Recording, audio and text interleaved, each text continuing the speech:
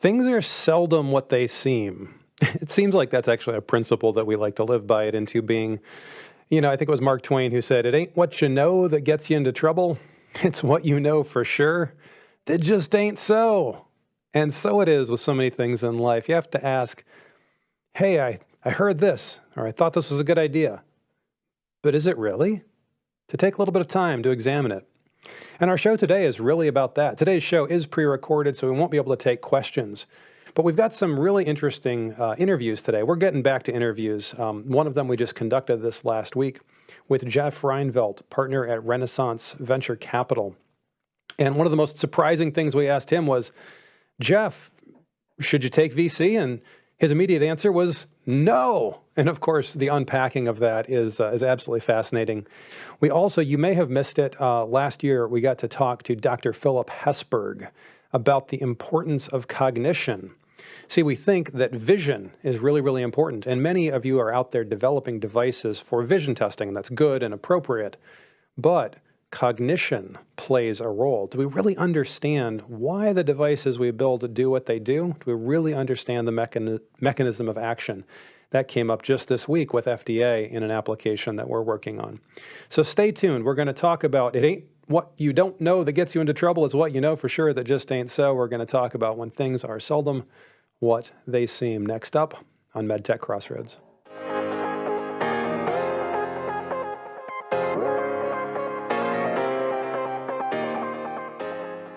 Should I look for VC funding?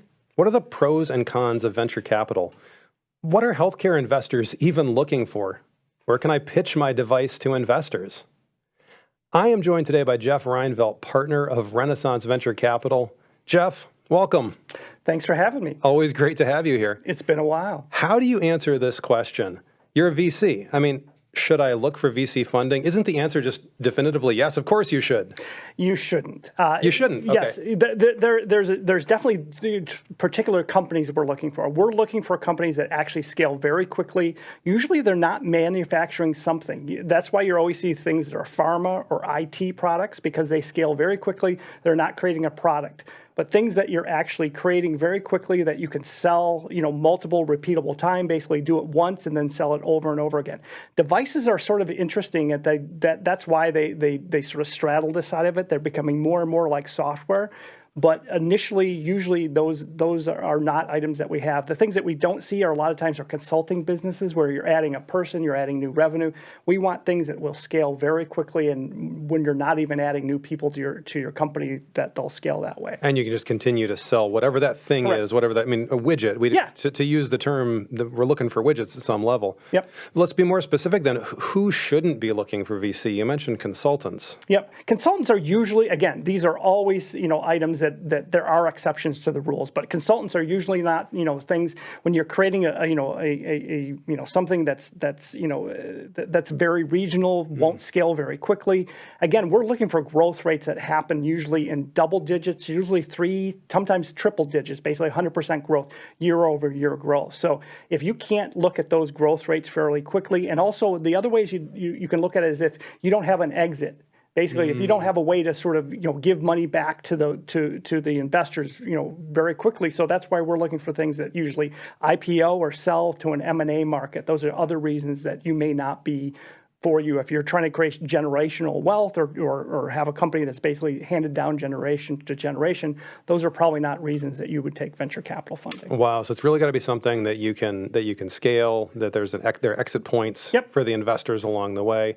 You certainly got to know your market for that. What else are healthcare investors looking for? They're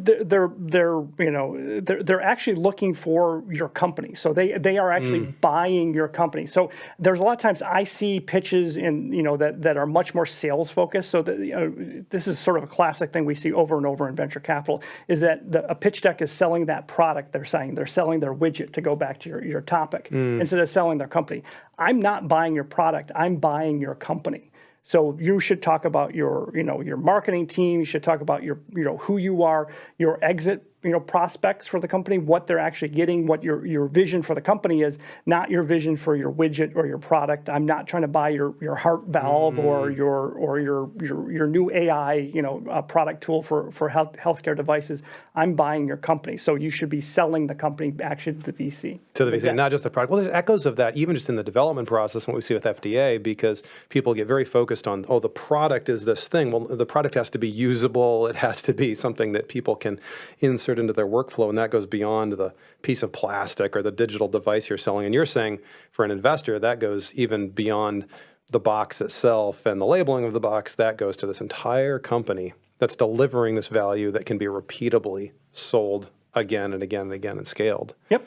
That's really cool. Well, everyone wants to know, where can I go to pitch to investors? How do I get in front of investors? We actually had that same question over and over again from multiple people. So way back about, I think it's like 10 years ago now, we actually created an event called UnDemo Day. We are actually a fund of funds. So we invest in venture capital firms. So we have as our customers some of, that we invest in venture capital firms.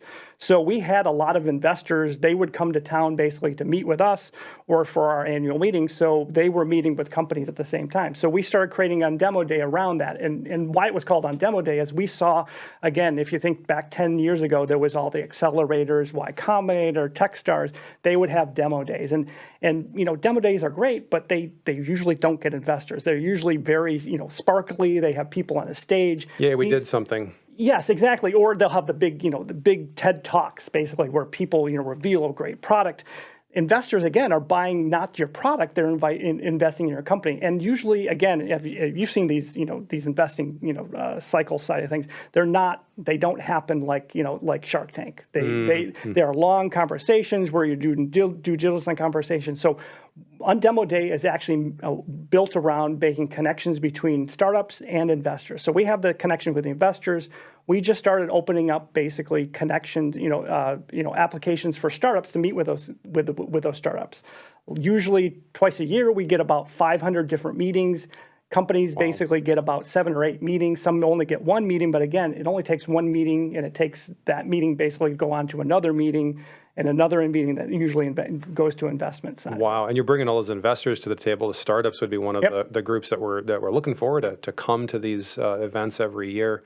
Who would be qualified to come to something like this? I know something we've talked about on the show before has been this idea of when you get up in front of investors, especially when those investors are in community, you want to have your act together. You want to be ready for it. This isn't just the person who had an idea in their garage and just wants to talk to somebody, most likely. Who's qualified to come to this? We like to say it's the full range of startups. So it is basically people that are already pre-seed. Again, you should sort of understand due diligence beforehand. There are community members you can talk to that can tell you sort of if you're ready to meet with investors. But again, we try to make it so it's the full range. Again, these are also meetings that are very quick, so 10, 15 minutes. And sometimes speed dating kind of. Yeah, they are speed dating. And again, if you get 2 or 3 meetings and everybody tells you you're not ready for VC, you're probably not ready for VC, funding side of it. So, but you've only wasted 10, 15 minutes with these side of it. They've self-selected already that they want to talk to you. So if you get no meetings, that also probably is a fairly tells you something. It also tells you, learn from that. Exactly, side of it. So we're trying to give these signals again, and again, we'll open up applications. This is for startups right now, but we'll also open up registration for our community members. Again, we'll have about 200 different VCs in the room. This is a good way to sort of just talk to people, find out what people are looking for. The community members will be there.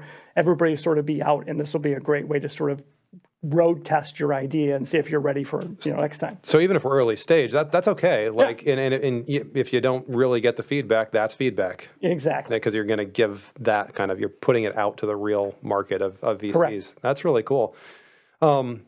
So UnDemo Day is happening. I think we've got some data on when it's happening this year. What's the date and what's happening in specifics? Yeah, so October 11th is the date we're actually having it right now. Why we're taking applications so quickly now, and it's going to actually shut down August 15th. Is because we actually take all those startup applications and run them past the VCs right now. So VCs have double opt-in, to your meeting. So right now is the time that startups, I know it's, seems like a long way away, but we need the startups now to basically make sure that the VCs have double opt-in. If you wait too long, you won't have any meetings with the VCs. So this is your time to apply. So October 11th. Yep. But you've only got till August 16th. To make this happen. So get in there, but no cost to apply or attend. No cost. Again, we are doing this, it's our best interest to have the best startups in Michigan actually get funded by our VCs. So we want them all to apply. We're going to have all the VCs there. We'll host the event, make sure everybody's there that wants to be there. There's going to be a lot of other things happening that whole week. Michigan Tech Week is going to be happening that week. We'll have Black Tech Saturdays or a Black Tech weekend right after that side of it. So again, we're trying to make that whole week as something fairly interesting, but again, there's that one, half a day. If you're an investor or you're a startup, those are the ones that you really want to have, your meetings with your VCs. To be there. So get it in by August 15th. Yep. We had, I think just a second ago, we had it up on the screen there, the email address, your email address, Jeff, and then we'll put that in the description of YouTube later on so that people can get to it. This is wonderful. I saw something recently. You're gonna tell me whether I got this right or not. But I saw this. It was on MedTech Dive. It was a great article. MedTech Dive has some great stuff. There's a graphic I think we can bring up that was talking about digital health, and of course, digital health. Everyone's talking about it, and then artificial intelligence, like you and I were talking earlier, hot buzzwords, and we temper it and we watch these trends. But I think if we can bring up that histogram that we were seeing a moment ago, the headline. And you told me, hold on, the headline may not be true. Digital health funding reaches lowest level in years. And of course, what we see with this graphic is that actually it looks like it was plateaued before 2020, and it sort of plateaued again. And there was this big spike in digital health. I'm assuming because of COVID, and everyone said the future is here, but maybe the future wasn't quite as much here. I'm making this up now, Jeff. Tell me what's happening in the digital health market, and what's happening in the VC market in general. What should we expect to see here? Yeah, it does. I mean, that graph looks bad, but it's sort of a mirror of actually what happened in venture capital, in whole. During COVID, we thought there was going to be a drop down, and there wasn't. Actually, there was a lot of money sort of going into venture capital across the board. And that looks like, I think it's sort of down, from the last one. I think the article actually said it was down sort of like 10 to, 3 to 4%. That actually looks good compared to the total market. The total market actually is down over 13%, the last side of it. And then if you compare it to pharma, which is down 40%, this is actually really good. So pharma's down 40%. 40% basically side of it. So that's even worse, side of it. And that's a lot of because the public markets have sort of shut down. So those IPO markets are gone. So people are putting less money in because they know they can't get the money back as quickly as they were during the IPO markets. So if you look at it compared to that, digital health is one of those shining spots. It's not as shiny as AI. As AI is actually completely up, but it's not as bad as pharma or Web3, which was the whole crypto, side of it. So if you look, and I think it's a little bit of that bleeding from the AI into the digital health, because again, one of the largest applications I see side of it is that, AI is a great application for digital health, and we're seeing, if I had to guess, I think AI is much more of a platform bet than it is, one particular segment that we're going to see. Is the type of technology we're developing. Yep. It's going to permeate everything and beyond medtech. And just to be clear, I mean, Renaissance Venture Capital, you guys are not medtech specific. You're very graciously talking about medtech today, but describe some of the types of funds that you invest in and what they cover. Yeah, so again, we're one level up from a VC that might be very specific on it. So they might be only med tech devices. They might only be med healthcare.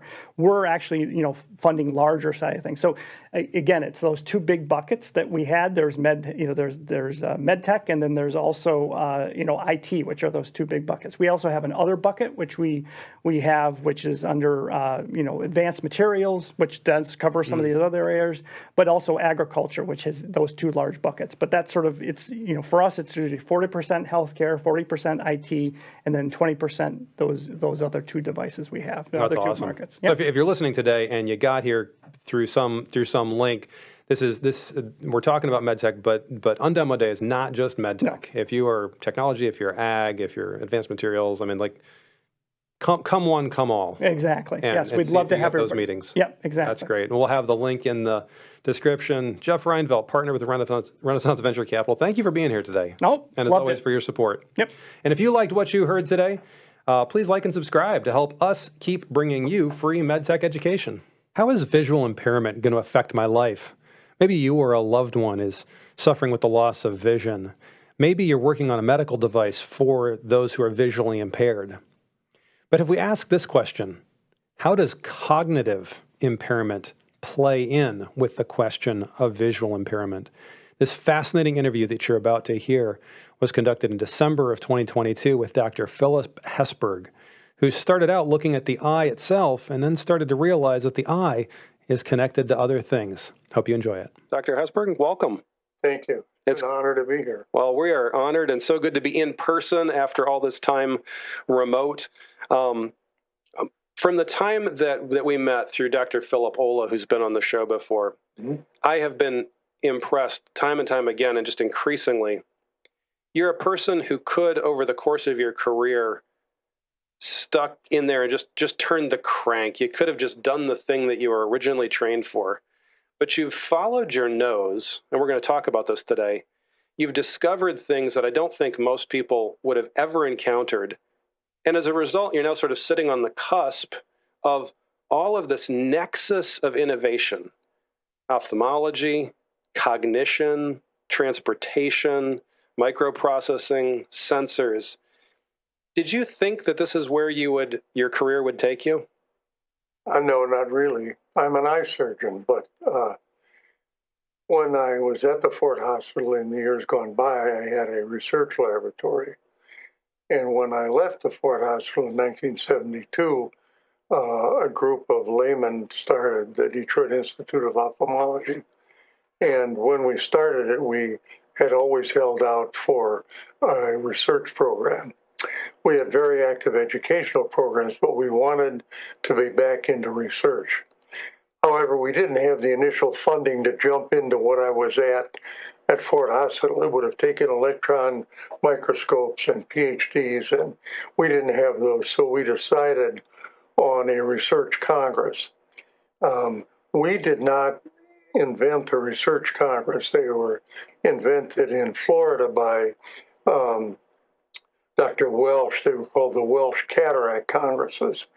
What happened after World War II was that a surgeon in England, Dr. Ridley, Harold Ridley, was doing a cataract operation, which is the removal of the lens of the eye, which has become cloudy. And an intern looked over his shoulder and said, Mr. Ridley, you've taken out this man's lens. Why don't you put something back in?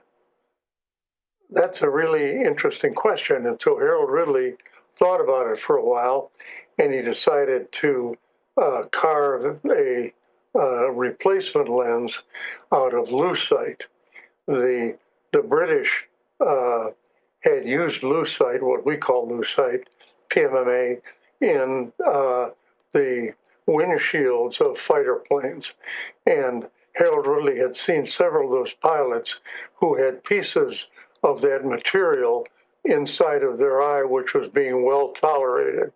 And so he decided to carve a lens out of polymethyl methacrylate, and he carved it the same size as the original lens, not taking into consideration the difference in the weight of the lens of the eye and PMMA. And so the first dozen or so people that had it, the vast majority of them had terrible results. But there were 3 who had the recovery of what was normal vision. Wow. And so it was an amazing step forward. And immediately, people in Europe began studying it, people in Russia began studying it, and we in the United States decided that we wanted to study it. However, what happened was our own organizations were very opposed to it because the results in Europe had been so bad. But what happened was the American popular press heard about it, and they began writing articles about intraocular lenses. And that caused a group of young investigators to think maybe it could be done better. And those investigators who had developed an implant began to meet in a research congress in which the model blossomed under Doug Koch and Jared Emery in the South. And the model was to give an investigator who had developed an intraocular lens model 20 minutes to present his work, and this was to be followed by a 10-minute challenge period. So that if you're in a room that's totally full of people who are working in this field, and you give that audience 10 minutes as a challenge period, it's amazing how much comes forth. They get right to the point. There's blood on the floor. It really can be, it can be challenging. So when the Detroit Institute of Ophthalmology looked for research projects, we wanted to use that model, but we didn't know which silo in medicine we wanted to follow. So what we did was we began looking at the literature, and we developed a list of about a dozen different areas that might lend themselves to this kind of work. One of them was tinkering around with intraocular lenses. The intraocular lens was invented by Harold Lidley. All the rest of us who played around with it were really tinkerers. So what we decided to do was to use that model, and we took the dozen silos of interest, and we boiled it down to about 4. And then we began a study of the literature. And by studying the literature, we could discern the community investigators who might be interested in each of those silos. In the area of nanoelectronic visual neuroprosthetics,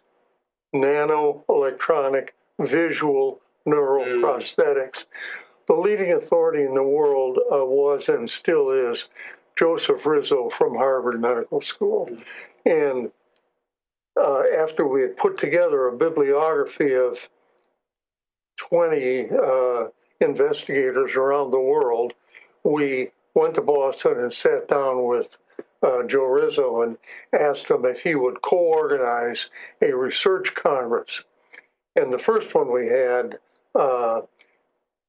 representatives of half a dozen countries. Now, at the Eye and the Chip in 2020, we had representatives of about 50 different laboratories tinkering with different chips. Okay? And the idea is to develop a chip to implant either in the retina or in the visual cortex of the brain. There were some charlatans early in that field which lent a bad flavor to the work. Ultimately, the people in the Eye and the Chip Congress really got past that, and that community has become very active in advancing the concept of such a device either in the eye or in the brain. It strikes me that the origins of that come from a Congress that was not wildly theoretical. You had people who were actually doing these implants. They were trying their best. This was actually not just leading edge research in a theoretical sense, but it was applied research because these were actually being done at the time. And I mean the intraocular lens. The intraocular lens one. Don't forget, at that time, the FDA only looked at pharmaceuticals. So those of us who were tinkering around with Harold Ridley's original idea, we didn't have all the niceties of FDA regulation. In fact, our own American Academy of Ophthalmology would not let us present papers on it. So, in effect, it was so richly frowned upon that an organization, the American Intraocular Society, grew out of that group of tinkerers, and that eventually became the American Society of Cataract and Refractive Surgery, and eventually the American Academy of Ophthalmology, because the people of the United States decided we don't like cataract glasses and we want implants. If I give you a pair of cataract glasses, in other words, take the lenses out of your eye and put them into glass in front of you, the image that you looked at is 1/3 larger than normal, and your peripheral vision is cut down by 1/3. Oh, wow. So if we take out the lenses and put the cataract correction into a pair of glasses, we make you a visual cripple. Okay? And so but that was the standard. That was the standard. It had been for 200 years. Yeah. And the American public decided, hey man, we don't want that. And so those of us who were fooling around with intraocular lens implants, although we were, I wouldn't say held in disgrace, I guess I would, we were very quick to see what other guys had done that hadn't worked. Okay? The Germans had used haptics made out of nylon, which dissolves inside the eye. A bad mistake. Oh, my goodness. Okay? And the Russians had built implants which, on the face of it, we thought were ridiculous. The Low Countries in Europe had developed implants which they sewed onto the iris of the eye. Well, that's like you buying a painting and then hanging on the curtains in your living room. That doesn't make sense. And so those of us who were fooling around kept looking for safer and safer ways to do it. But it was really we'll try this week, and a couple of weeks later we'll try something else. To see what works and navigate our way through. I mean, and knowing how the FDA is, we work with the FDA, and I imagine even then, you say, oh, I'm going to implant something in there. And, oh, by the way, my data is a Lucite flying out of the window of a bomber into somebody's eye, and I think it should work. How did you said there was a public uprising around we want to be able to try this, we want to be able to move in this direction. Take us through that process, and the reason I asked this, Dr. Hessburg, is there's so many in our community who bump into the FDA. And sometimes the answer is, this is cut and dried. This is just the way it is. You either get in the bucket or you don't do whatever it is you're trying to do. But there's other times when people feel like they're on the cusp of something big enough that it could change the landscape. Yeah, and you've experienced that. I'd like to comment on the FDA. The FDA, certainly in the field of ophthalmology, learned its lesson with intraocular lenses. And we're at the stage now with the FDA. We have been through hearings in Washington relative to intraocular lenses. We fought battles with the FDA. What we know now is that the wisest course is to begin discussions with the FDA about the time that you're sitting in church and have the idea. The earlier that you can let it be known, this is what we're thinking of, the better off you're going to be. When it came to the development of devices for the blind, that is, chips to be implanted in the eye, our reception at the FDA was entirely different. So if you look at the eye and the chip in the year, when we were ginning up in 1999. Because the conferences started in 2000, I think, right? Yeah, it would be 1999. We had the FDA at the very first meeting we had, and we involved them, and we had them comment on papers that were given, and they played a crucial role in the advances that we made. So that I hear at meetings, the FDA this, the FDA that. I think that we're blessed with the FDA. I think that interfacing with them early on is crucial, and that I think that it's worth listening to them in in the development of the retinal devices. We haven't always agreed with them, and now much of the work is moving to the visual cortex of the brain, and that's a big move away from the retina. But its time is here to do that, and the FDA has been nothing but approving. That's awesome. Yeah, I can't say anything bad. I can tell you a lot about the horror stories of the FDA. That's a bygone era. Yeah, they've certainly been trying. I think one of the things that oftentimes people don't recognize about the agency is they get exposed to so many ideas and to so many new ideas and technologies and stuff that they want to know what's happening so that they can be educated. And if you take part in that process by inviting them to something early, like a Congress where the thing hasn't even been done yet, but you're talking about it, right? That's an amazing opportunity for them as well. I couldn't agree more. Yeah, that's amazing. Well, take us. I want to go. Oh, actually, one more question on FDA, if I might. As you've watched over the years, getting FDA on board with these really novel, innovative, and I mean, we're working with the eye, right? This is not completely without risk, so it's a focus for them. What has moved the needle with them? Are there any aha moments where maybe a clinician said something or a bit of research came out and it moved the needle for them and you watched it and you went, that made a difference?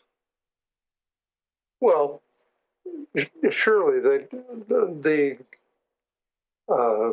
place that we're now at with visual neuroprosthetics is that we have proof of principle that we can create devices which take photons of light and display it on an electronic plate on the inside of the eye, which will send messages to the brain. Wow. We're not at the place where the visual reward is sufficient to make the average blind person happy with the result. So the proof of principle is there. We know we can do that. We can make you see something, but we're not replacing your sight yet. We can make you see something which to many people is like a grid of flashing lights, so that you can see that grid of flashing lights is an E, all right? But it's not what the average person, at least at this stage, hopes he'll get out of it.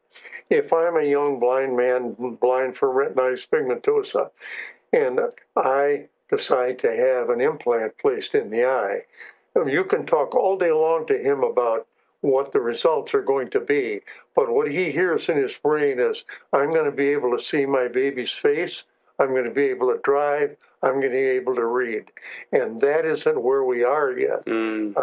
So we have 50 or more active research projects going on around the world. Last year in the CHIP, we had 13 countries represented, especially the Australians, the British, the Germans, the Israelis, the Americans, all working, first of all, to do two things. First of all, we have to have better electronic devices. The chips we have, they're very, very small, they're very, very delicate, but when you compare them to the rods and the cones of the retina, they're way too big, okay? And not only that, but the input of electricity we put in is entirely different than the input of electricity that the rods and the cones are putting out naturally. So the second thing we have to understand is that equation. That is, your retina is a piece of the brain out on a stalk. Okay? So when we look at the retina, we're really looking at the neural tissues of the brain. And we don't understand that as well as we will someday. We have a whole group of people now working what is called neural coding. Neural coding means How does these cells talk to these cells? And we don't own that yet. Don't fully understand that. Well, that brings us to something that was just absolutely fascinating for me when you say that the eye is part of the brain, not something separate from it.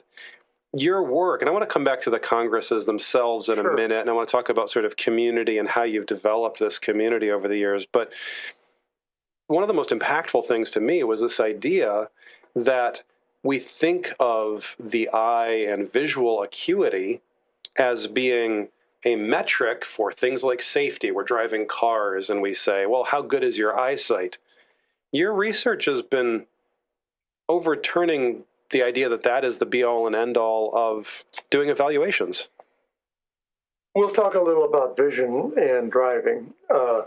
Every ophthalmologist in the world becomes discouraged when he sees a middle-aged person, elderly person whose vision drops below the acceptable guidelines of the state, no matter what state you are.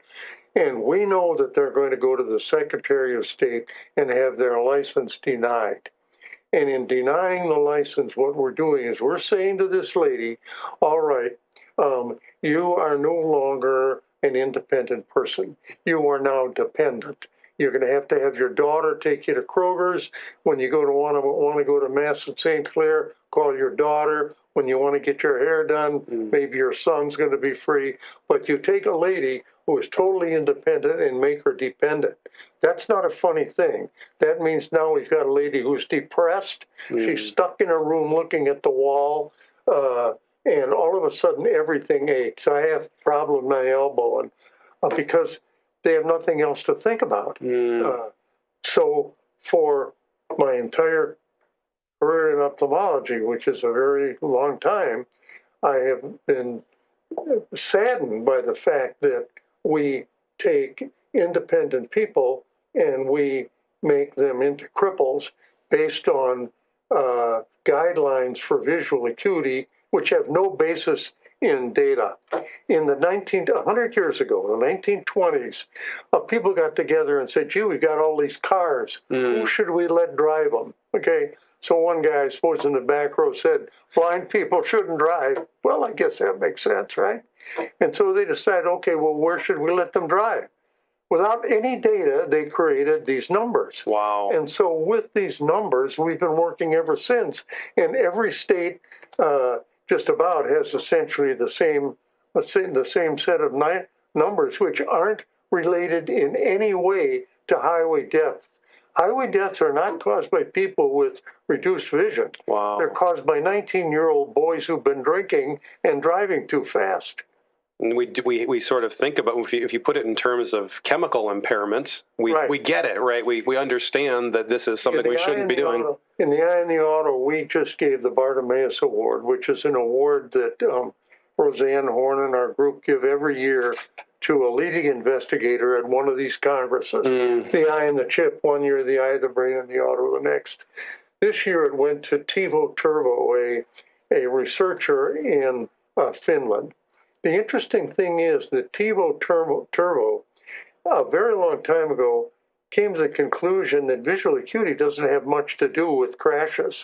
Okay, so here's an ophthalmologist in Finland thinking the same way that we're thinking at the Ford Hospital. Wow. And what did he do? He decided to go to the government and create an initiative in which they reviewed the health status and the post-mortem condition of anybody killed on Finnish highway. Now think of it for a minute. This is a guy who for a couple of decades has been collecting the data on people killed on the highway. And so if you say to him, what causes people to die on the highway? Okay, you find some things that are very, very interesting.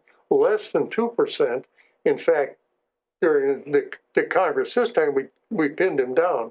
Probably less than 1.5% have anything to do with sight. Wow. And that's the only thing that you're going to be tested for. So cognition, whether the person is mentally, is cognitively crippled, or whether or not the person has a whole set of other frailties, they mean nothing. We don't test for them. So what we do is we take an awful lot of people and we make them into visual cripples. Wow. Your eye test is suddenly the start of your mental health problem. What Tivo Turbo has found out that one of the interesting things is what a big role suicide plays in deaths on the highway. Wow. There's so many things that are caused by other factors other than what you could see out your eyes. And it's so interesting because we do get that. We say don't drink and drive. We say don't take drugs and drive. And yet, if there's other things impairing cognition, we're not necessarily thinking about that today. You had Philip Ola at the Congress this year, and his work is very interesting. He's analyzing the expired breath of drivers. Now, if I go to Greg Honor at Wayne State University and say to Greg, can you give me a rough idea of the blood levels of sugar in a diabetic driving by their expired air? He'll say, yeah, we can do that. Okay, well, what that means is that if that's the case, then we ought to be able to say this diabetic driver is headed for diabetic coma or insulin shock. All right? There's another interesting one. We know that there are some dogs that are able to perceive that a patient with grand mal epilepsy is going to have a seizure. All right? Well, what does that mean? That means that now we don't let those people drive. But if there is a way in which the expired air, I mean, if the dog can figure it out, there's something in the expired air that's coming forth from the neural centers of the brain, which say, hey, man, there's so much activity here in the brain that we're going to have a seizure. If that's the case, then the vehicle ought to take over control of itself and pull off the highway. And of course, if that sounds like science fiction, we already have cars today that if it detects too much motion in a weird way, it's going to say, hey, did you get enough sleep kind of thing, or do you need a coffee? I mean, I've seen rental cars where the cup of coffee pops up on the screen and says, are you getting tired? Sure. So we're not actually that, if that sounds like science fiction to anybody, we're not actually that far from that, even in what we're trying to do in cars today. No, we've got somewhere, but depending on the way you break down the silos of capture, biometric data capture, we've got somewhere between 13 and 17 different parameters. For instance, it's very easy. Pulse, we've been able to take a pulse from the seat of your car for 20 years. Okay. We know we can calculate the changes in your facial color, whether all of a sudden you blanch or whether all of a sudden you're hyperemic. Something's going on. We can tell from the pulse, okay, this patient's going into cardiac arrhythmia. Well, maybe he goes into cardiac arrhythmia 10 times a day. Or maybe this cardiac arrhythmia says he's going to die. Okay. So that brings up the relationship between your medical record, there we go, and your vehicle. And because of HIPAA rules... Because this would be better. If we knew the person's medical record, we could more clearly use an indicator to predict that something was about to happen. Or what to do about it. And the what to do about it is crucial, because if I say to you, okay, you are going to have this happen, the vehicle, if it knows your medical record, can say, okay, with GPS systems and knowing what the capabilities are of various healthcare facilities, can say, okay, we can take this person to small town, hospital, or this is something that's got to go to the University of Michigan or to downtown Henry Ford, where there's a very active neurosurgical program. So that's the world we're coming to, is where your vehicle becomes a rolling medical record influenced by the biometric data that we capture in the cab. And of course, that just opens up a whole can of worms, because now we have this interplay where the safety of the vehicle isn't really a medical issue, but it's those medical records that are going to give you the information and the access to be able to do things. And peculiarly enough, right here in Ann Arbor, is a young woman named Jennifer Dukarski, who's now at Butzel, the law firm Butzel, who spent 20 years as an engineer in the auto industry. And after that went to law school, and now is the leading American investigator on the relationship between the biometric data that your vehicle captures, the privacy laws of the government relative to medical data, and what your car can and can't do with that data. So, so she has been at, I guess, the last four versions of the eye, the brain, and the auto. A marvelous resource. You've got people like, it was Jennifer, right? Yes. You got people like Jennifer there. You've got researchers. You've invited the FDA to these kinds of events. What is the demographic that comes to these congresses? And in the eye and the chip, it's fairly narrow. It's the people interested in artificial vision who wish to meld nanoelectronics with neurobiology.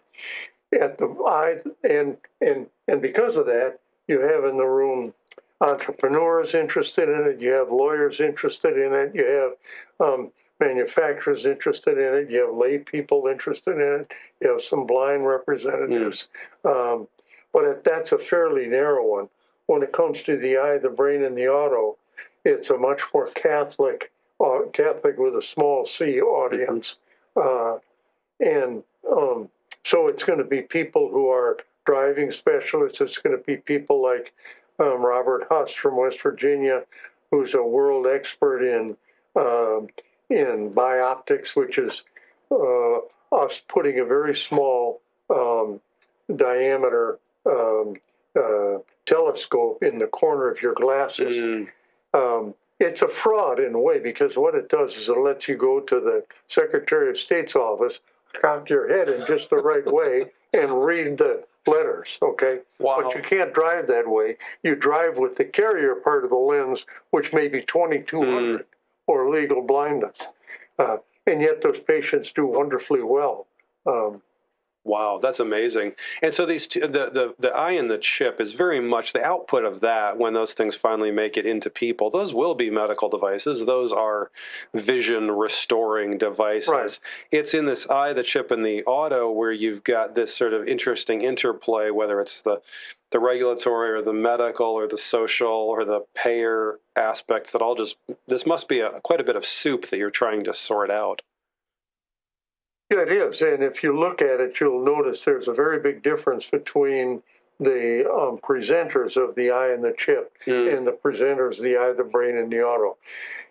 The way you put together a Congress like this, you've asked me this privately, is at least the way we did it was we collected all the literature, boiled it down to 4 different silos that we were interested in, then collected literature in it. And every time we looked at the literature relative to the eye and the auto, which is what we initially called it, the name Cynthia Owsley came up. Cynthia Owsley is a PhD at the University of Alabama at Birmingham, and she is recognized world over as the leading authority on the relationship between vision and driving. So we went down to Birmingham and we said, Cynthia, Dr. Owsley, if we put this together, would you co-organize it with us? We, as this tiny little DIO, we don't have the world knowledge of who the leaders are, but after 20 years we do. I guess we could probably put one on without Cynthia Owsley today, but I never would have. In fact, she just helped us a couple of weeks ago. We would never try it without her. So you're looking for those adjacencies. You're saying, well, this is kind of what I want to do. Who is the next adjacent person to this who makes the most sense? Who can I talk to who knows more about this than anybody else in the world? And then initially, Dr. Owsley, here are 50 different investigators in this field. Pick out 20 to 30 of those that you want us to invite. And she can go down that list. Boop, boop, boop, boop, boop, boop, boop. Stay away from that guy. Boop, boop, boop, boop, boop. Okay? So the credibility is established in the first year of the Congresses, because we had Joseph Rizzo from Harvard Medical School as the co-organizer of the Eye and the Chip, one of the leading neuro-ophthalmologists in the world. And when we did the next year on the eye, the brain, and the auto, or the eye and the auto, we had Cynthia Owsley. Wow. And how did you keep, I mean, over the years, how do you view keeping a community together, right? Because forces will come in, people will get their bright ideas, people will want to use something like this, like a platform or something else. But it seems like you've been able to keep the integrity of the process. Say a word about that. We've made some mistakes, but they haven't been common. One of the ways is there's a danger in reading over the literature of someone that you're pretty sure you want and finding out that there always seems to be a marketing twist in this guy's work. Okay, and that's lethal. But the other side of it is that very often the people we're really interested in are in the level of their department or their corporation, which does not allow them the travel funds to stay 3 days at a meeting. And so from the very first, if we settle on a guy, we pay his way. If his department will pay it, Roseanne and the rest of us will figure out a way to put together the money to bring that person in and to make a presentation and to have their air travel and their 3 days in the hotel covered. So not only are you identifying those adjacencies of people that you say really should be here, but once you've said that person really belongs in this discussion, you're making it possible for them to be there. That's absolutely. Yeah. So we have Joanne Wood coming. I can remember when Joanne Wood, who is a researcher in Australia, when she was in the, I wouldn't be so gross to call her nobody, but I think the first time we invited Joanne Wood, nobody knew who she was. Now she is, well, she's one of the leading lights of the eye and the auto, and I would guess that she's so far up now in the academic realm that she probably could pay her own way, but we make sure she's here. But it's still there. You get her there either way. That's awesome. Next up, upcoming events in the local and national ecosystem. We try to cull through all the sites that have calendars out there, FDA, RAPS, Project MedTech, MishBio, others. Speaking of MishBio, August 22nd, 5 to 7 p.m. at the Brown Iron Brewery in Royal Oak, Michigan. There's going to be a networking event, free to MishBio members, $10 for all others. And then coming up at the end of August, wow, it is coming up fast, August 30th, Cleveland, Ohio, the Midwest Showcase. We will be there, into being able to be talking, as well as a number of other names that you know. Hope to see you there in Cleveland. The Women in MedTech Forum is happening September 7th, powered by Mass Medic. Save the date, September 7th, 1:30 to 4 p.m. And these Mass Medic events are really, really interesting. I imagine this one is remote available, but I've actually gone out to Boston for some of their events, and they're worth the trip. So you might consider that as well. Celebrate Invention, September 14th, 2023, 3 to 6 p.m., the Michigan Union. This is always a great place to reconnect with the local ecosystem. If Celebrate Invention is not on your calendar, it should be. We'll see you there.